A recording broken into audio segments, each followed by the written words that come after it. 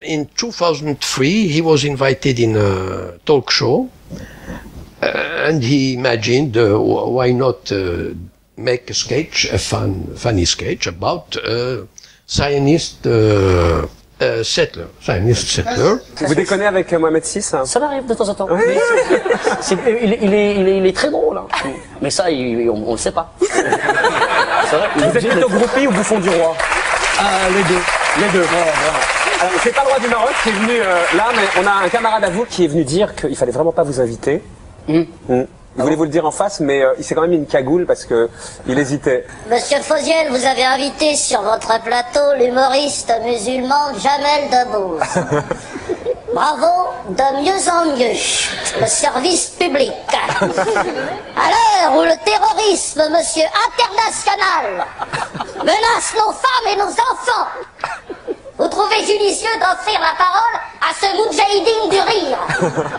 Un dangereux agitateur, hein? C'est reconnu. Attends, laisse. Certainement à coquiner au milieu d'intégristes, enfin j'en parle.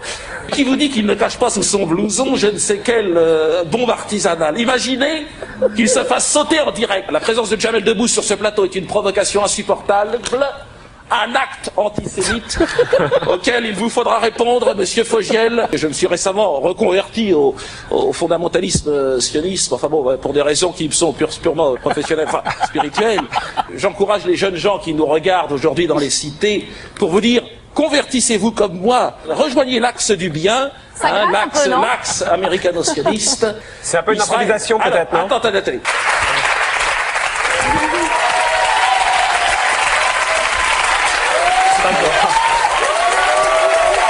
Un texte écrit dans les coulisses. When you look at the sketch at that time, everybody was laughing. So it was kind of his last big TV appearance? No. Now the scandal started and all the... No, the scandal started why? Because the Zionists said, no, you're going too far. It's impossible in France to criticize Israel or the Zionists. It's impossible. So Dieudonné, his problems began at that time. In which way? The sketch was passed on TV, was scheduled on TV in the weekend. The next Wednesday, he had to do a meeting, a show in Lyon. 4 days later. The show was cancelled. That's the work of the Zionim. The Zionim has the power to cancel a show in Lyon in 4 days. They don't care about money or something. They just cancel the show. Why? They sent a message to Dieudonné. Either you apologize and you say, I didn't know, I'm sorry, you know, the Jewish people has suffered the Holocaust, mea culpa. Okay, you lost your show in Lyon, but you'll have another ones and everything will be all right. The problem is that Dieudonné didn't apologize. That's the problem. And his troubles began at that time. Because he never appeared on TV. Because the Zionim has 90% of the power on TV, in the medias, in the radios, and the word was spread that Dieudonné is anti-Semite. So it's impossible to invite him. He was forbidden from appearing on TV. I have an example. 2-3 months ago, there was a guy, is very sympathetic, called Sébastien Toen. He works on Canal+. He is almost 40. He is very talented. And I had a good opinion of him until this. But, you know, everybody has to care about this, the food and the rent. And there was Elie Semoun on Le Grand Journal. And he made a speech, you know, like a kind of funny, you know, like Elie Semoun, you are not like all the Jews who defend Israel, you know, like something funny but not terrific. But a few hours later, the CRIF said, Sébastien Toen has said some words almost anti-Semitic. And Sébastien Toen, I mean, you should have seen him. He appeared on all Jewish medias, you know, and he said, no, I'm sorry, I'm not anti-Semitic, please, pardon me, excuse me, I never...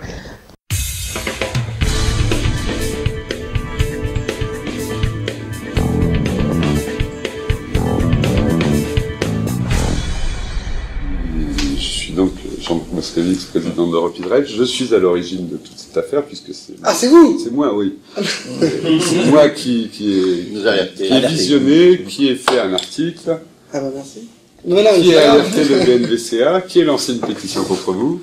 Ah, carrément une pétition? Ben oui, on a beaucoup d'adhérents, beaucoup de sympathisants, et notamment sur Facebook, il y a un groupe qui s'est constitué de 7 ou 8 000 personnes contre vous. Je suis désolé, quelle que soit la blague que je fais, qu'elle soit mal perçue, qu'elle prête à confusion, qu'on se dise mais il le pense, mais c'est dangereux, mais c'est un impact négatif. Donc ça, j'en suis désolé de l'impact, évidemment. Deuxièmement, et je m'en excuse, de l'impact. Je sais qu'avec cette blague, je dis pas que les 8000 personnes sur Facebook que j'embrasse n'ont pas de cerveau, mais je suis sûr qu'ils ont été touchés et que ça ne se discute pas. This guy has understood very well, and he will continue to work on it. But Dieudonné didn't do that, well, and became the enemy number one. He is it because he has talent. He is a wonderful showman, and people don't believe anymore in this dream, you know, because people, believed in the 50s, 60s, you know, but people don't they see the reality. I mean, we can't fool them anymore. And Dieudonné became, it's true, I mean, his enemy has become the lobby, the Jewish lobby, who tried to, as I say, to kill him professionally. So it's normal that he turns his critics against this lobby, because this lobby tries for the last 10 years to kill him, to prevent him to work. A few months ago, he went to Perpignan, for instance. Bon, he had the show. Okay, le CRIF calls the mayor of Perpignan, and he said, Dieudonné est antisémite, he's anti-Semitic. Oh, okay. So he goes to before the court, and he said, Dieudonné is anti-Semitic, but the court said no, and he had to pay $20,000. So, I mean, even the mayors, they want to obey the CRIF, but you know, sometimes it's not easy. So, I mean, with the development of YouTube, of the internet, of a lot of organization, a big part of the youth people, of the French people, became independent. I mean, is no more under the influence of the system. And that's the problem of Dieudonné. I mean, the core of the problem is that, I mean, a big part of the society is not under, it doesn't obey anymore. And they had, I think I said it a few months ago, it came to a point where the system had almost to kill him professionally. I mean, even if he could have an accident, I mean, it happens, the accidents happen. I mean, how can a man resist against the whole system? Because in France, the police is not independent. The justice is not independent. I mean, there is a big system which is mobilized just against a man. And here is this. It's fantastic. How did he end up playing in a bus? Because now. No, because everywhere when he goes, where he goes, the Krif or the Jewish lobby calls calls the authority of the town. You have to prevent him. Okay, they have to obey this. These people have to obey the Krif because they can't go against the will of the Krif. It's almost impossible in France. You know, I mean, if we give you if we stick on you the word of anti-Semitic, I mean, you're burnt. I mean, if you are a mayor, if you are a deputy of so they have they have to obey. But even in Brussels, the police Yeah, yes. Policier dans la salle, vous êtes où la police? J'ai même pas payé leur ticket.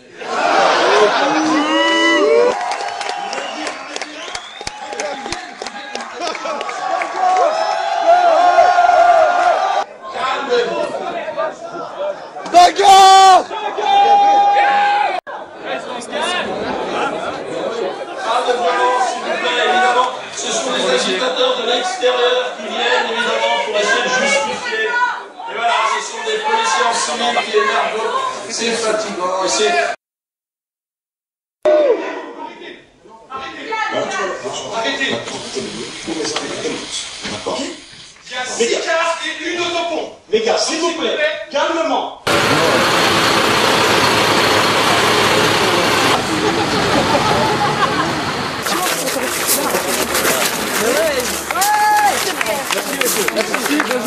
Bon métier.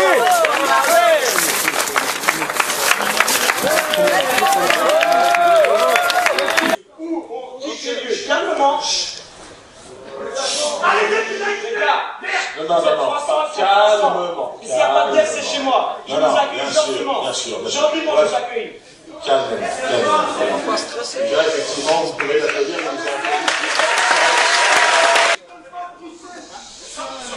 Non, mais qu'est-ce que...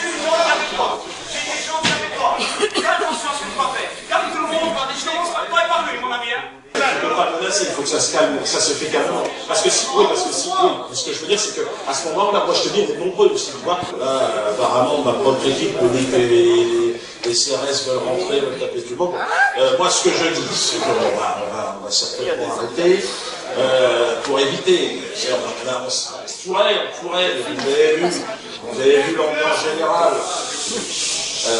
Moi, ce que je propose, on est des résistants. On est là, c'est vrai qu'on est face à une injustice absolument hallucinante et que j'ai été dans le passé plutôt conciliant. Aujourd'hui, je suis fatigué. Ces gens-là me fatiguent.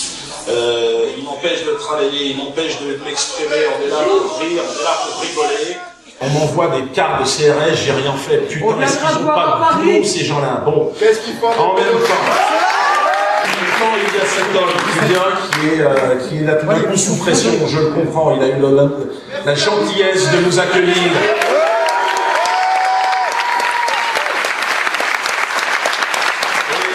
bien évidemment, je ne peux pas lui attirer dans le but. Ce que je vous propose, c'est de terminer ce spectacle à un autre moment. Vous allez sur Internet, on va vous dire comment ça se passe. Vous êtes témoin ce soir d'un acte de censure absolument inimaginable. On coupe un spectacle, on l'a dit, n'est pas passé, je le reviens. Merci du fond du cœur d'être là. Merci.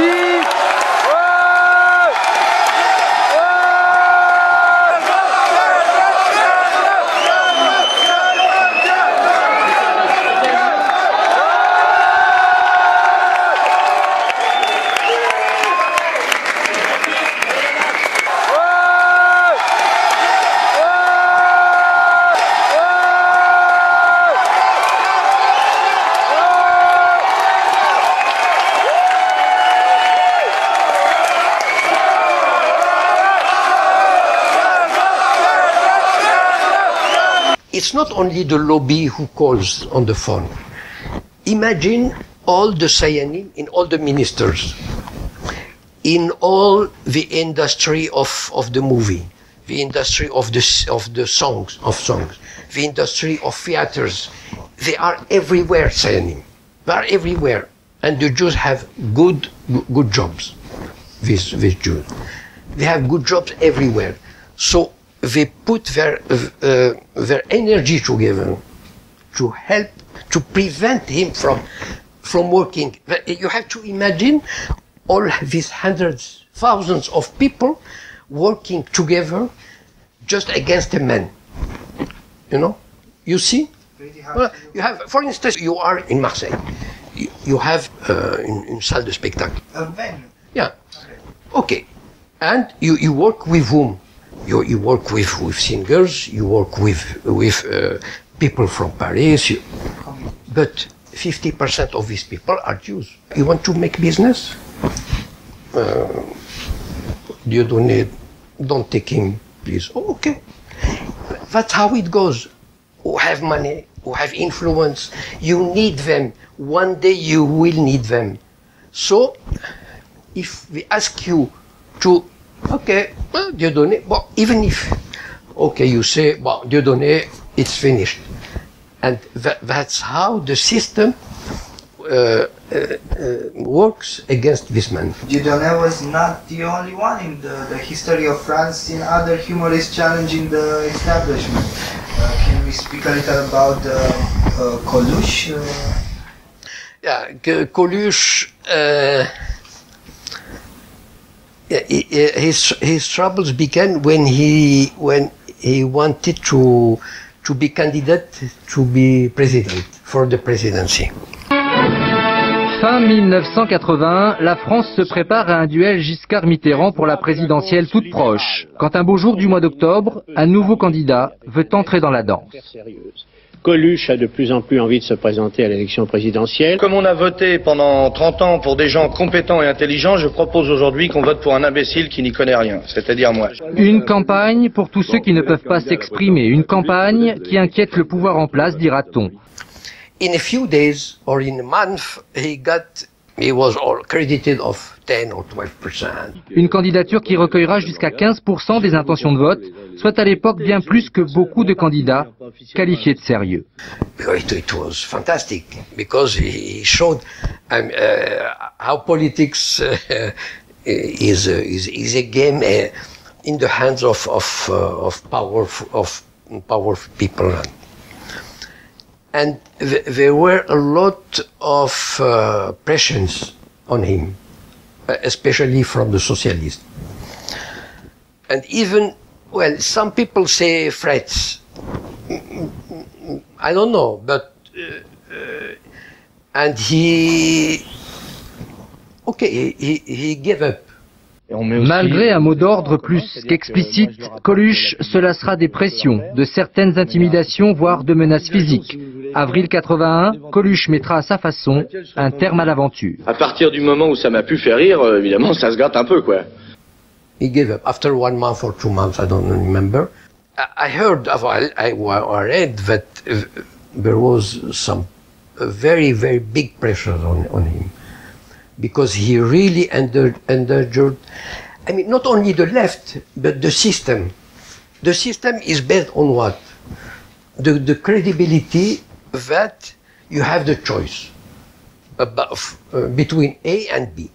But they are the same. Coluche has come and said, hey, you are fool to think that. I mean, it's just a joke. And, you know, even the right and even the left were furious because he just said something people don't want to be heard on TV on thing. Some people said you know, he was on a road. I don't know. Tout de suite, je me suis posé la question. C'est improbable, ce camionneur, ce qu'il a fait, il nous a vus fatalement. Parce qu'il est placé haut, que c'est une ligne droite, et juste quand Michel arrive à son niveau, tac, la cabine fait ça devant lui et il peut pas l'éviter. It was a mysterious death, but you know, in France, these things, we are not in the States. I mean, you can say a lot of things about the States, but when in the States we want to go into some affair, I think nothing can stop the inquiry. In France, it's impossible. because the justice, the police, the administration, they depend on the system. You are a judge. If you make yourself a little bit independent, they will send you to you know, in a small tribunal in the mountain or something like that, and you will die over there, and that's it. You want to make a good career in Paris, Cour d'appel, you have to obey. Do you think that death that has kind of Coluche, which has left a bitter memory in the French collective unconscious, is kind of perceived now Dieudonné as a revenge to that? I don't think, as far as I can see, I don't think people make the kind of link, connection, but it's true that in France we have a kind of tradition to like a kind of these rebels, you know, against the system, because people feel the power of the system and how the system can almost control a lot of things. And to see a guy who comes out and fight the system, yeah, he can be compared to Coluche, but Coluche is too old for the young generation. To my point of view, few people. I don't remember Coluche. What is the Fabius Gaysot law? Yes. As I said earlier, the Zionists, Israel, the Jewish lobbies, they never feared. I mean, they thought they are here for the eternity. I mean, they are the good guys, and they still be the good guys forever. I mean, they are the cowboys fighting against the evil, the Arabs, Palestinians, and everything. And things began to change in the 80s. In the 80s, there was the first Intifada. It was that Palestinians, I mean, young children, 8 years old, 10 years old, fighting against this huge army with their tanks, with stones, and it lasted 3-4 years. And I don't know if you have seen these images. Rabin, Yitzhak Rabin, who was called a man of peace, that's another story, but you know, how they build myths. Well, he gave an order to the soldiers to break the bones of the children. I mean, literally. So if you are too young to remember, or you didn't see these images, but we saw Israeli soldiers grab a Palestinian child of 8 years old, 10 years old, and break his shoulder or his arm or his leg with a big stone. Well, I mean, when it lasts 3-4 years, I mean, Israel began to, you know, it was in a very bad situation. And people, you know, like, the Zionism was no more the idea.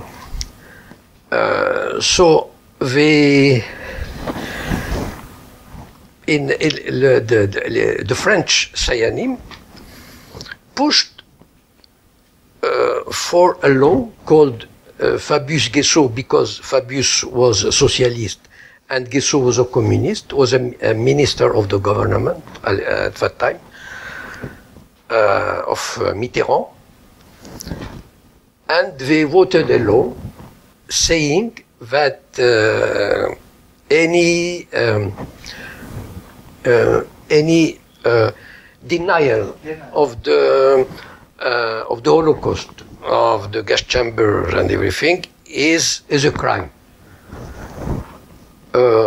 And began at that time all the what we call in our language the religion of the Holocaust religion. It become like like you have to Shoah is something, Holocaust sacred, yeah. International Day, you open museums everywhere, and so on. Bon. So and this law came to. They fought at that time to reinforce. To me, I interpret this law like that. It means to reinforce, to strengthen the legitimacy of Israel, because Israel is based his legitimacy on the Shoah. Look, the suffering we went through. We need a state. We pretend to a state, because if we don't have a state, there will be another Holocaust.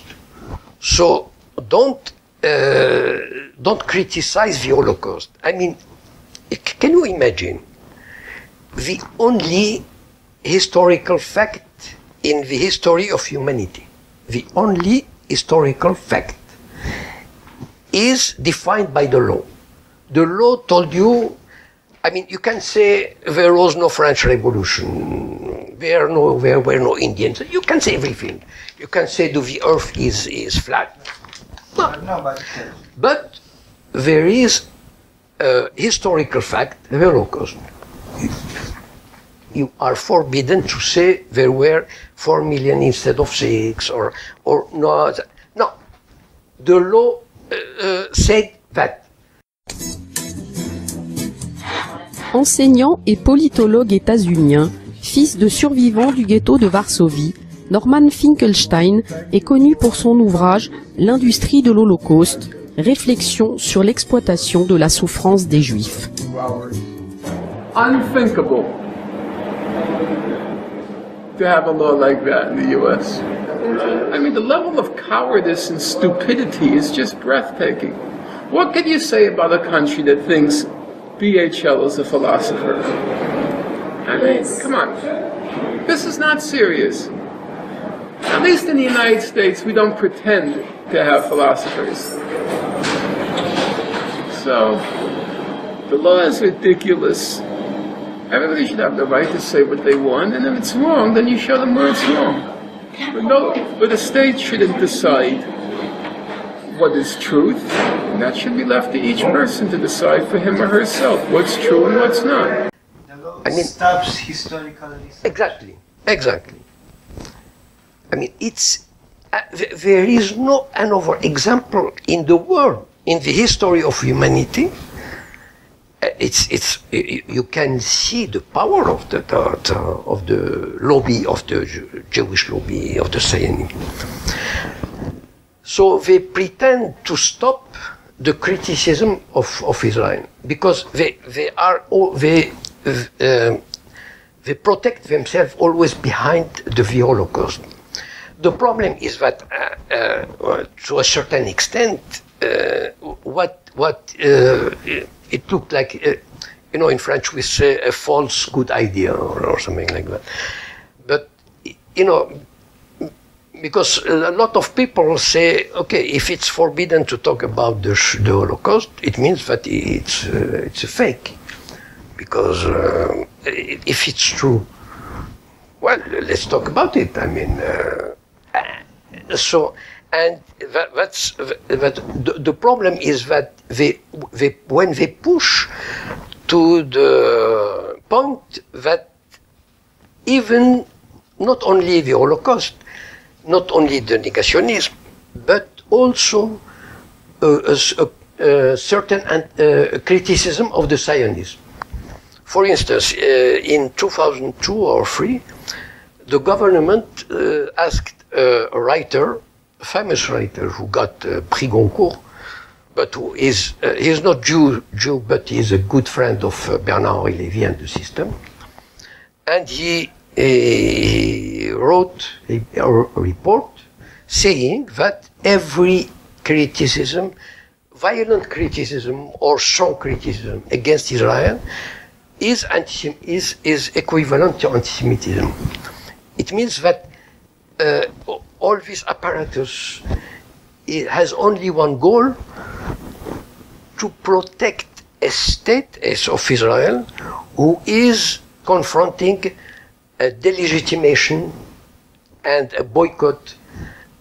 And I don't know what they could find to stop that, because they became hysterical about anti-Semitism.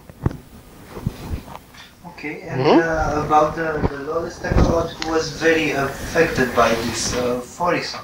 Personally, I never got interested. I mean, I read maybe 1 or 2 books or 3 books, but I never got really interested into the system. He claims that the gas chambers never existed, and it is impossible to exist. My name is Robert Faurisson. I am 60. I am university professor in Lyon, France. Behind me, you may see the courthouse of Paris, the Palais de Justice.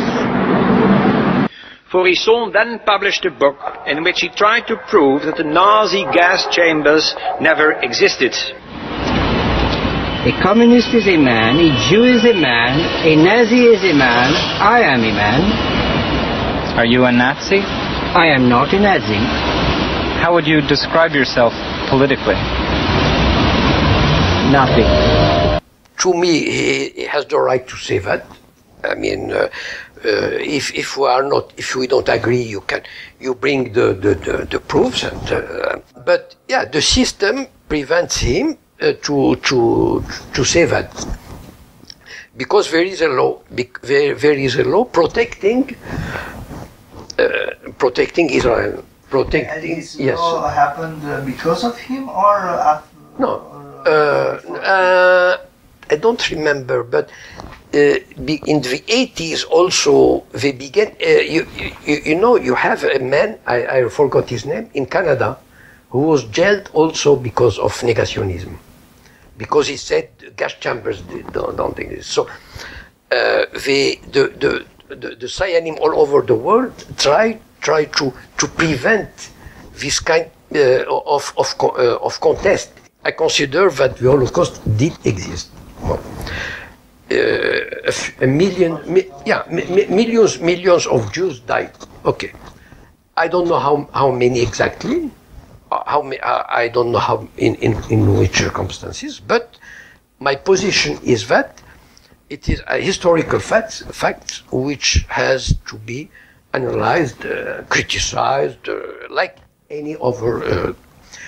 Professor Chomsky and a number of other intellectuals signed a petition in which Faurisson is called a respected professor of literature who merely tried to make his findings public. I signed a petition calling on the tribunal to defend his civil rights. At that point, the French press, which apparently has no conception of freedom of speech, concluded that since I had called for his civil rights, I was therefore defending his theses.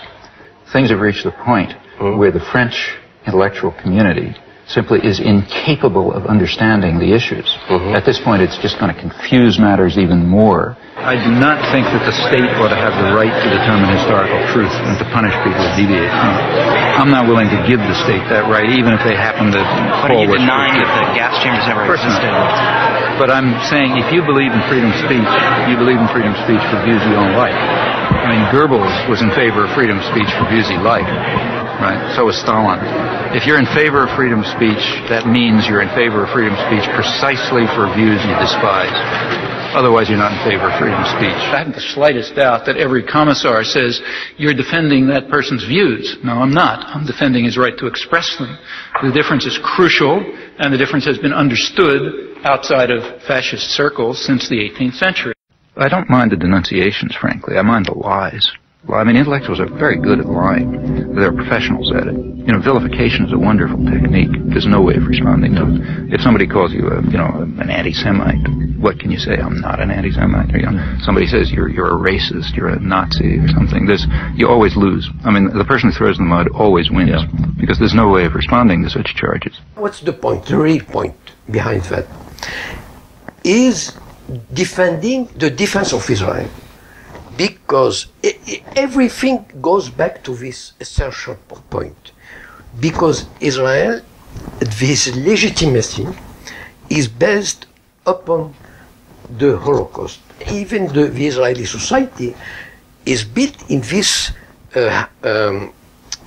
is fear and this obsession.